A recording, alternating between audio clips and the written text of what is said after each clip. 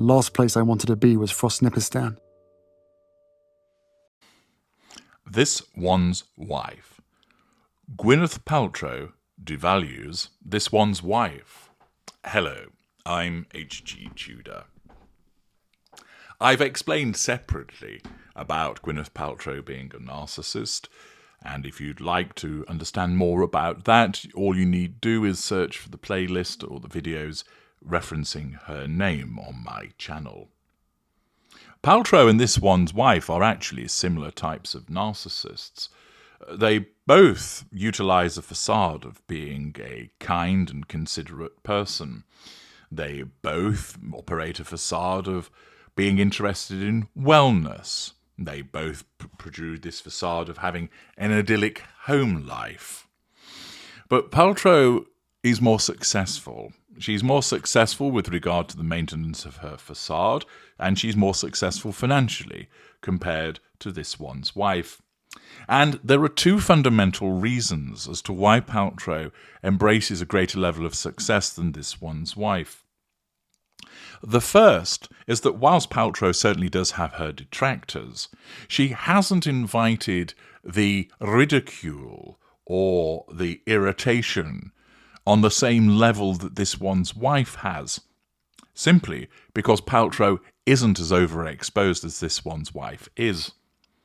This means that Paltrow doesn't experience the level of scrutiny that this one's wife has alongside the sustained criticism of her facade, with the consequence that Paltrow finds it far easier to maintain that facade because it's not under pressure in the way that this one's wife's facade is.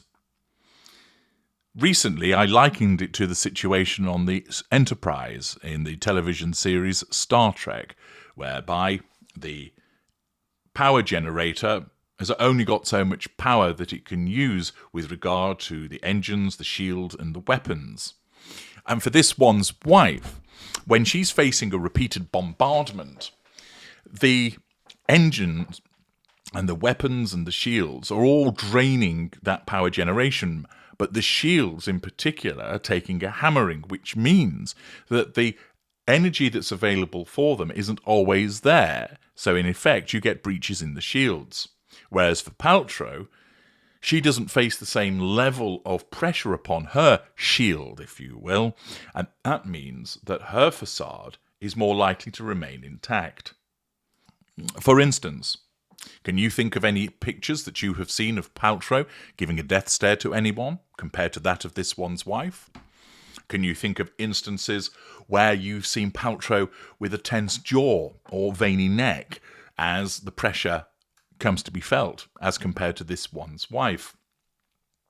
The fact is, whilst they both operate similar facades, this one's wife comes under strain far more often because she's overexposed and she has more critics, which means that her facade can only do so much before it starts to fracture and falter, and we get these glimpses of what goes on beneath. With Paltrow, she doesn't overexpose herself. This means she doesn't face the same level of scrutiny or criticism, so that when it happens, she's able to deal with it with the facade remaining intact. The second aspect is Gwyneth Paltrow actually has some talent.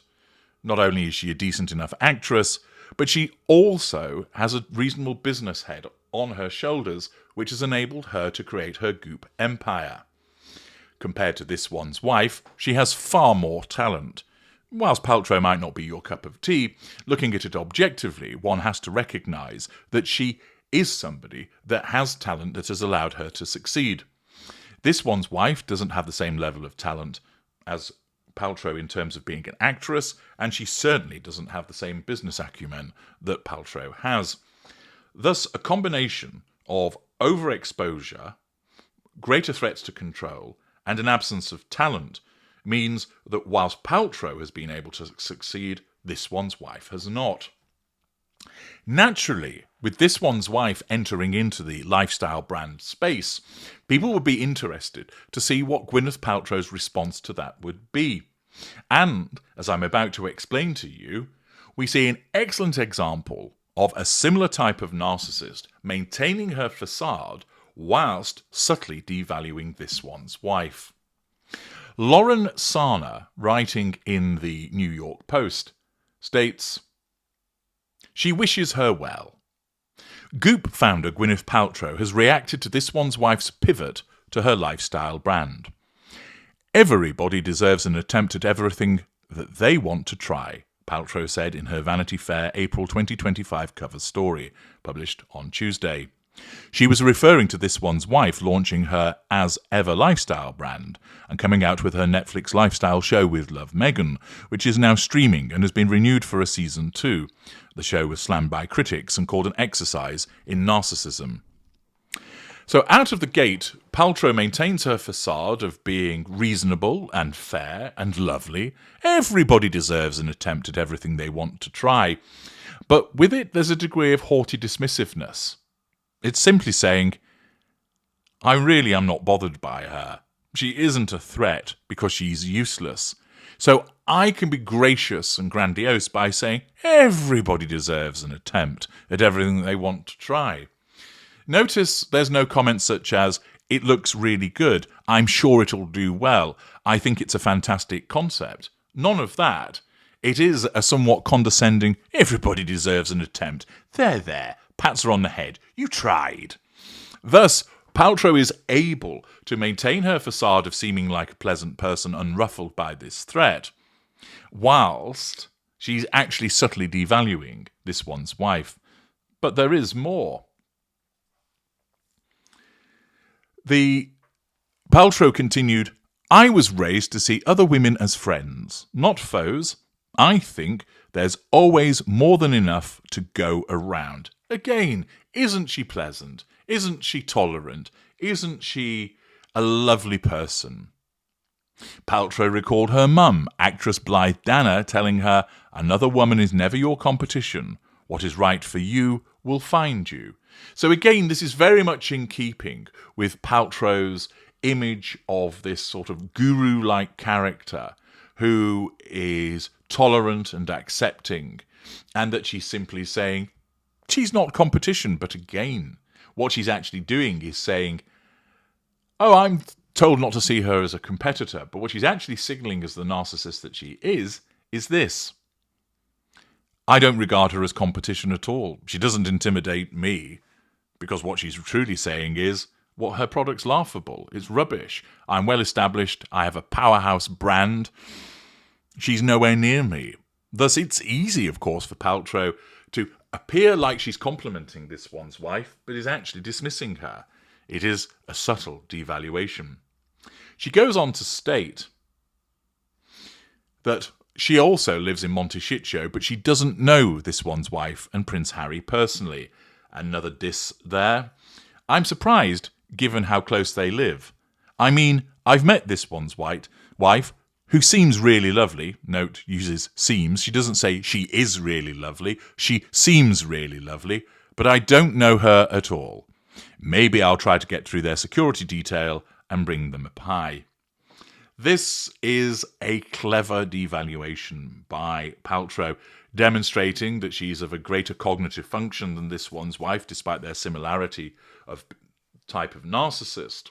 And what she's doing is making it look like she's kind and complimentary to the outside world, maintaining her facade, but reading between the lines, you can see that it contains several subtle disses of this one's wife. No, I don't know her. She seems really lovely. She's not competition. Yes, I'm not bothered by it all. And thus, we have Paltrow subtly devaluing this one's wife. She's done it before, of course. She had held a dinner party which was very stylish, which was with high-level brands, and that was publicised around the time that this one's wife launched American Riviera Orchard. And without even mentioning ARO, but there were subtle nods to lemon trees, etc., referencing the jam scam in the baskets of lemon. In that instance, she was essentially saying, I know about you, this one's wife, But I'm just going to stomp all over you and show you how a brand is really operated. I'm going to show to you how stylish my brand is, my high-level contacts, how glossy and streamlined it all looks, whilst you're fucking around with jam in bowls of lemons and wilting foliage. Paltrow's at it again here. A dismissal of this one's wife, but done in a way that only those that can read between the lines understand what's truly going on, as with this narc-on-narc action, Paltrow once again demonstrates why she is the successful one out of the two. I'm HG Tudor. Thank you for listening.